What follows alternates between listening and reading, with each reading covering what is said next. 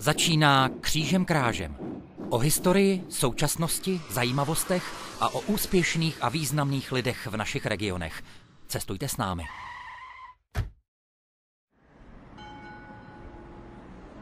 Z Poděbrad vás zdraví Lea Slámová. Stojím na náměstí přímo u jezdecké sochy krále Jiřího. Představte si, že tento památník se 6metrovým pískovcovým podstavcem tady bude stát letos v srpnu už celých 118 let. Přečetla jsem si, že o vytvoření pomníku se zasloužil poděbradský Sokol, který zadal jeho realizaci Bohuslavu Šnirchovi. A protože poděbradští předkové i přes všechny nejrůznější sbírky neměli tenkrát na sklonku 19. století příliš mnoho peněz, hledal sochař cenově nejméně nákladnou verzi. Proto socha husitského krále není z bronzu, jak by se dalo třeba předpokládat, ale z 12 měděných plátů připevněných na kovovou kostru. To jí ovšem ale vůbec neubírá na kráse a samotnému Jiřímu z Poděbrad na věhlasu. O tom všem a ještě o mnoha dalších poděbradských zajímavostech si hned po písničce budu povídat se starostou panem Ladislavem Langrem. Pane starosto, patříte mezi ty, kteří si myslí, že Jiří z Poděbrad patří pouze do učebnic dějepisu? Já si myslím, že v učebnicích dějepisu by mělo být všechno, co je spojeno s historií této země, protože když bychom na tu historii zapomněli, tak nemáme budoucnost. A Jiří z Poděbrad je významnou postavou české historie, takže si myslím, že tím spíš by měl být v té učebnici nejenom vyzdvihován, ale měl by být jeho odkaz přenášený do současnosti. A určitě by bylo skvělé, kdybychom podobných politiků, jako byl Jiří z Poděbrad, měli i v současné době. Možná by těch problémů bylo méně. Letošní rok je pro Jiřího takový významný, ale nejenom pro Jiřího, ale i pro vaše město a pro vás chystáte spoustu oslav. Čím to vlastně všechno začíná?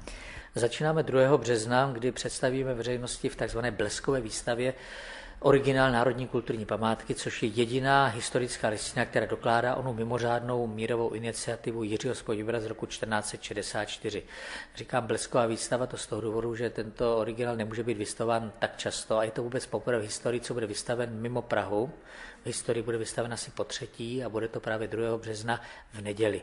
Takže to je docela mimořádná záležitost a věřím, že tak jako v Praze se chodí v tisícihlavých v kolonách a frontách na korunovační klenoty, tak tady, byť to nebudou desítky tisíc, tak jsem přesvědčen, že ty tisíce tady objevíme také. Myslím, že to datum je spojeno i s Dnem Poděbrad. My máme Den Poděbrad tradičně 4. března, což je vlastně úterý, proto vlastně od té neděle do úterka říkáme oslavit Dnů Poděbrad, protože Poděbrady 1472 právě 4. března byly povýšeny na město. A co bude dál? No dál bude pokračovat ten den speciální bohoslužba, která proběhne v husitském sboru, protože samozřejmě Československá církev husitská přímo navazuje na Jiřího z Poděbrad. Na to naváže scénické čtení hry o cestě Jiřího z Poděbrad, respektive jeho poselstva k francouzskému králi, což je vlastně ta podstata té jeho mírové mise. Na to pak naváže setkání významných osobností, položíme věnce u Jiřího z Poděbrad a připomeneme si tu významnou osobnost českých dějin. No a v rámci Dnů Poděbrad proběhne takovéto tradiční oceňování zasloužilých občanů města. My to máme uděláno tak, že vlastně se setkáváme v různých sociálních, profesních i věkových skupinách po celý den a večer se udělují výroční městské ceny. A ještě tady bude jedna zvláštnost, že konečně se splní jedno přání poděbradských a to je, že se poklepe na základní kámen nového přemostění železniční tratě, což je téma, které Poděbrady trápí už 40 let a teď konečně po mnoha peripetiích se konečně podařilo, že skutečně v březnu začneme to přemostění stavět. Totiž v Poděbradech za 24 hodin projede 200 vlaků. A samozřejmě, protože ta dráha prochází středem města, tak jsme rozdělené město. Mm-hmm. Takže se u vás bude lépe cestovat. Ale abychom se vrátili ještě k Jiřímu, ty oslavy teda budou celý rok. Čím vyvrcholí? Samozřejmě těžko říct, čím vyvrcholí, protože těch událostí je skutečně spousta a říkat, jestli je významnější mezinárodní vědecká konference nebo otevření památníku Jiřího z Poděbrad je těžko říct, ale myslím si, že z hlediska politického establishmentu je asi nejvýznamnější víkend od 16. do 18. května, kdy vlastně připomínáme skutečný start té mírové mise. Ta mírová mise odešla z Prahy 16. května 1464 byla vedena Albrechtem Kostkou z Postupic a směřovala k francouzskému králi. Shodou okolností 16. květen připadá na pátek, takže my tento víkend jsme připravili opravdu veliké mimořádné oslavy. Město by mělo žít nejrůznějšími událostmi a mimo jiné také chceme to spojit s 10. výročím oslavy vstupu České republiky do Evropské unie. Měli by se zde objevit velvyslanci všech zemí Evropské unie, měl by zde pronést zásadní projev k našemu účinkování v Evropské unii předseda vlády, měly by se zde odhalit srdce Evropy, měl by zde proběhnout festival středověké hudby, tance, kejklíři, středověké rytířské turnaje. Město by skutečně se mělo na chvíli vrátit do toho středověku, který tady už dneska připomíná, možná ani ne ten zámek, protože ten byl přestaven za Marie Terezie, nicméně ty základy toho Jiřího z Poděbrad bezpečně pamatují. Posloucháte Křížem krážem. Pane starosto, kdybyste byl v roli, dejme tomu, člověka, který chce nalákat další turisty a lidi, kteří ještě v Poděbradech třeba nebyli, na co byste je pozval? No tak to samozřejmě je velmi těžká otázka. Já bych parafrázoval Cezarův výrok, viděl jsem, přišel jsem, zvítězil jsem, abych to nazval přijeďte, podívejte se a zamilujte se.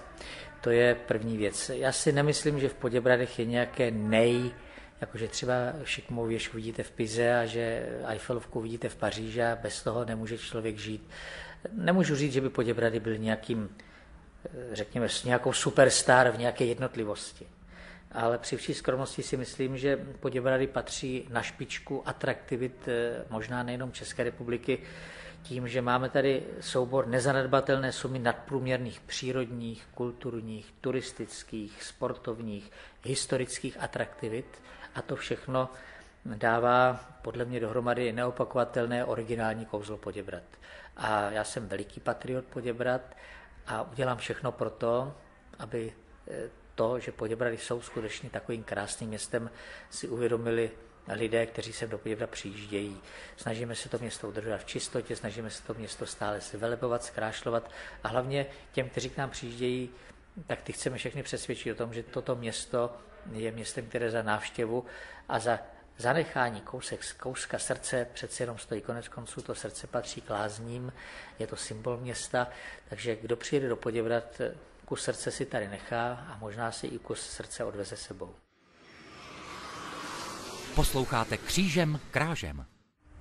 Nicméně, přece jenom poprosila bych vás, nabídněte posluchačům takových 5 třeba nejkrásnějších poděbradských nej. No tak máme tady samozřejmě středověký zámek, přestavený za Marie Terezie v 18. století. Máme tady krásný rehabilitovaný lázeňský centrální park. Máme tady nádherné procházky podél Labe, které je možné spojit i s projížďkami na kole nebo případně na kolečkových bruslích. To je právě ta výhoda té polabské nížiny, že se tady nikdo nezadýchá. To se týká i mě, když vedu do hor, tak říkám, že tady se mě hůř dýchá, protože musím do kopečku. Máme tady možnost projíždět po Labi, ukazuje se, že Labe je stále neobjevenou řekou, která pro spoustu lidí, kteří holdují vodní turistice, se stává Eldorádem.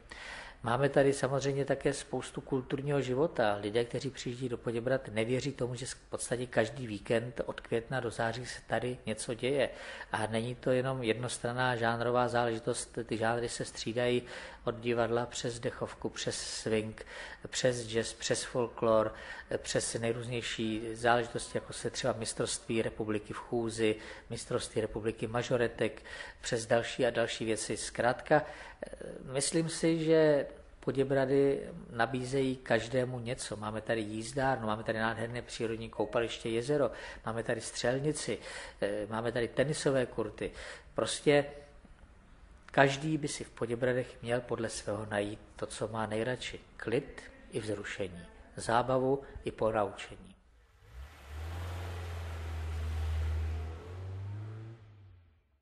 Křížem krážem končí a my už teď připravujeme další zajímavé putování po regionech. Děkujeme, že jste cestovali s námi.